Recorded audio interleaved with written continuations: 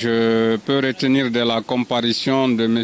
Paul Mansa Guilavogui qu'il a avoué de l'existence des cas de torture, ne serait-ce que du côté de camp Koundara, du camp Makambo.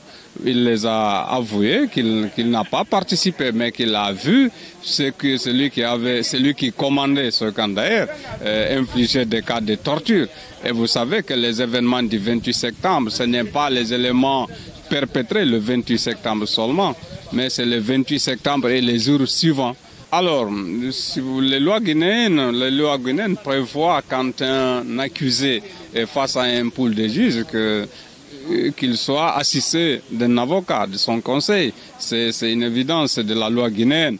Mais je pense que ce que nous sommes en train de faire ici, n'oubliez pas aussi que beaucoup d'accusés, compte tenu de la gravité, vu la gravité des infractions qui leur sont reprochées, c'est que chacun se cherche à se soutirer de mailles de la justice, si bien que nous gardons l'espoir et que nous sommes confiants par rapport à la conduite du tribunal en soi depuis qu'il y ait l'ouverture de ce procès. Ce qui reste évident, vous savez que c'est à la guerre comme à la guerre. Encore une fois, je disais que compte tenu de la gravité des infractions, vous savez que d'abord la commission d'enquête internationale avait qualifié les faits de crimes contre l'humanité. Alors, la loi guinéenne ne le prévoit pas, mais vous savez, nous sommes face à une juridiction criminelle, c'est un tribunal criminel où si un accusé est reconnu des faits, le tribunal est fondé parfois d'aller jusqu'à une réclusion criminelle à perpétuité. Vous savez,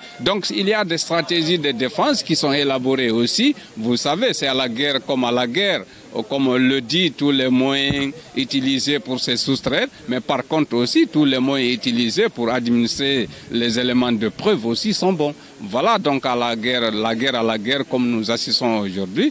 Nous sommes en train d'assister au niveau du problème, mais ce qui reste évident, c'est une phase. C'est la première phase, c'est la phase de comparution. Il y a d'autres phases aussi. C'est les confrontations aussi et bien entendu les phases de témoignage aussi. Vous savez qu'ils ont le droit quand même de préparer leur stratégie de défense. Hein?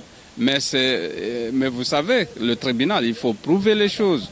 Et vous savez que la responsabilité pénale, elle est individuelle. Donc, deux accusés ou co-accusés élaborent une stratégie commune. Mais vous attendez, la responsabilité pénale en matière criminelle, elle est individuelle.